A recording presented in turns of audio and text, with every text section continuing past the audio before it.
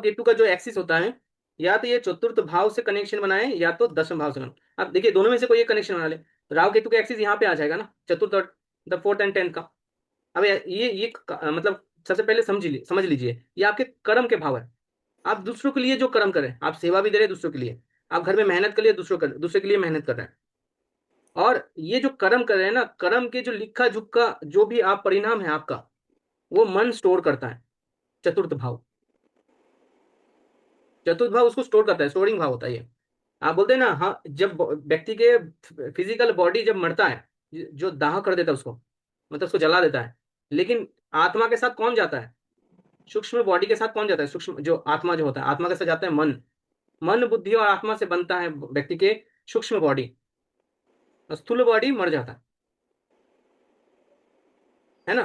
तो आत्मा, बुद्धि और मन, तो मन और बुद्धि एक साथ रहता है बहुत कोलाइजन तरीके से। देखिए मन मिलेगा तो मन के साथ आगे आएगा बुद्धि, है ना।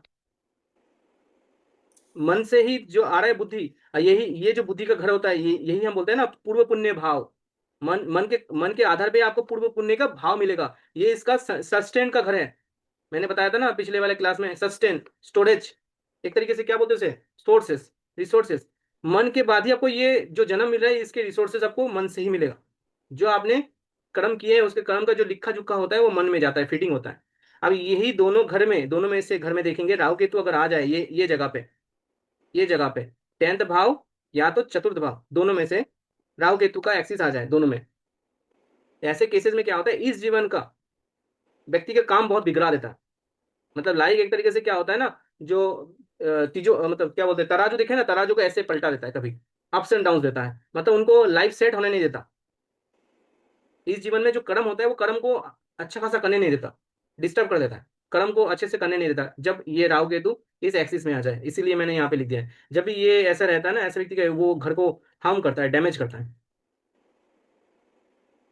अगर किसी व्यक्ति की कुंडली में दिखे ना चौथा और दसवें भाव में राहु केतु का एक्सिस, तो ऐसे व्यक्ति के आप जान सकते हैं उनकी हालत कैसा होगा।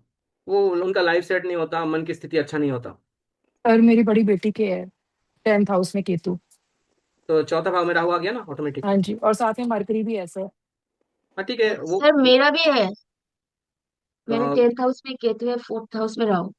तो लाइव आप देख सकते हैं कैसा होगा। तो लाइफ सेट नहीं हो पा रही। कोशिश करेंगे फिर वो, मतलब ये दोनों ग्रह के कारण ना, वो कर देगा अप्स एंड डाउन, हमेशा हम्म, पहुंचाता रहेगा, कर्म को आपको अच्छे होने नहीं देगा।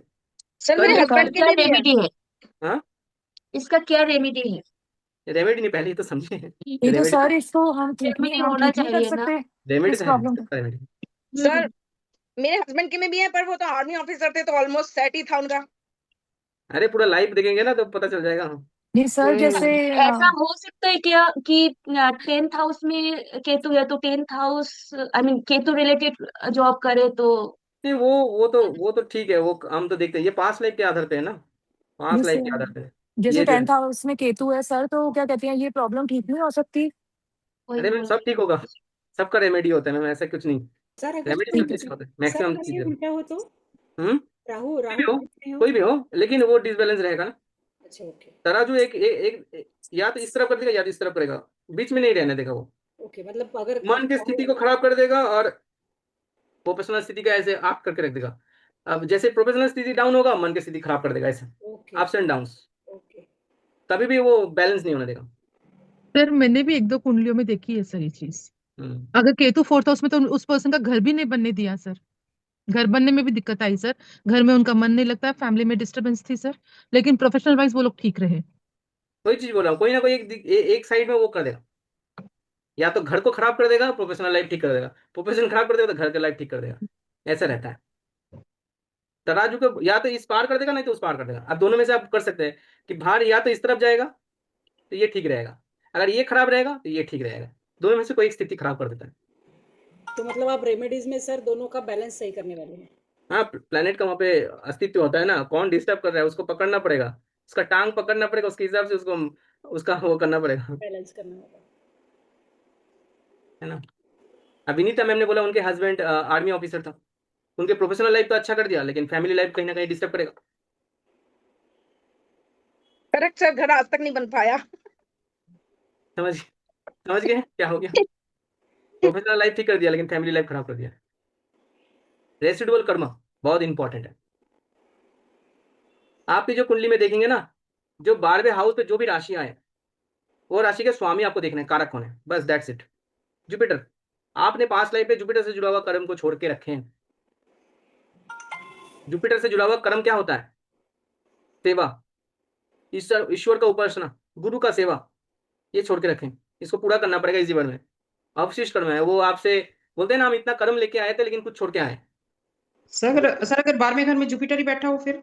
हाँ तो बैठा है ना, ये तो बैठा ही तो है। हाँ, ये बैठा हुआ है सर। हाँ जी। 12वें घर में जो राशि आएगा उसके स्वामी, ये मैंने लिख दिया देखिए।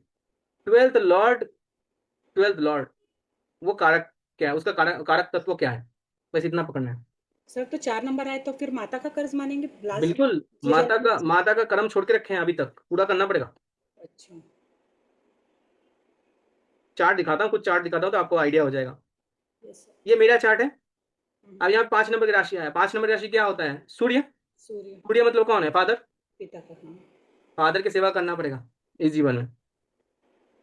अभी भर भर के एसी का हवा खिलाता हूँ रात को बोलता है नींद नहीं आता, एसी का हवा खाओ। सर मेरा 12th लॉर्ड मंगल है 10th बैठा हुआ। 12th लॉर्ड मंगल है ना?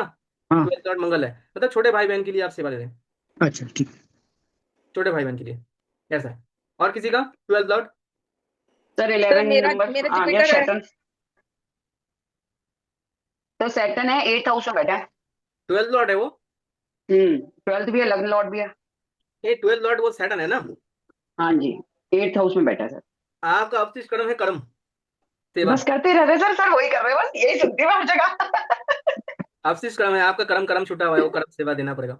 मेरा भी 9 नंबर है तो मुझे गुरु की सेवा करनी पड़ेगी। बिल्कुल। सर मौका सर दिया मेरा सर भी की सेवा कर सकते हैं। मैम सर की सेवा करो, शादी कराओ मैम की, लड़की ढूंढो। आपकी शादी के पीछे लग जाते हैं। सर मेरा भी जुपिटर है और वो 10th हाउस में बैठा है। हाँ, हाउस को छोड़ दीजिए, जुपिटर है ना, तो गुरु के हाँ प्रति। जी सर, तो आपकी सेवा करनी पड़ेगी सर। नहीं मेरा नहीं, गुरु तुल्य कोई भी व्यक्ति हो ना, आपके कोई जी सर। आपके ऐसे कोई लगता है जो गुरु तुल्य है, पिता तुल्य है, वो गुरु होगा ना, गुरु जैसे भी। जी जी। ये मीन राशि में जो भी बैठेंगे ये हाउस पे वही। जो भी राशि आएगा, ये हाउस पे, हम्म। ये हाउस पे जो भी राशि आएगा, वो राशि के स्वामी को आपको पकड़ना पड़ेगा। ओके। किसी मंदिर वगैरह में भी सेवा कर देते हैं तो ये भी माना जाएगा गुरु? हाँ, मंदिर का सेवा बिल्कुल। सर अगर 12th राशि के लॉर्ड 5th हाउस में आए तो बच्चों से यहाँ पे रिलेटेड? यहाँ पे कौन सा राशि है पहले वो बताइए। यही 5 नंबर ही है। 5 नंबर राशि है ना, तो वो सूर्य हो गया ना, तो सूर्य से जुड़ा हुआ सर्विस अच्छा। आपने छोड़ के रखे हैं, वो सर्व करना है।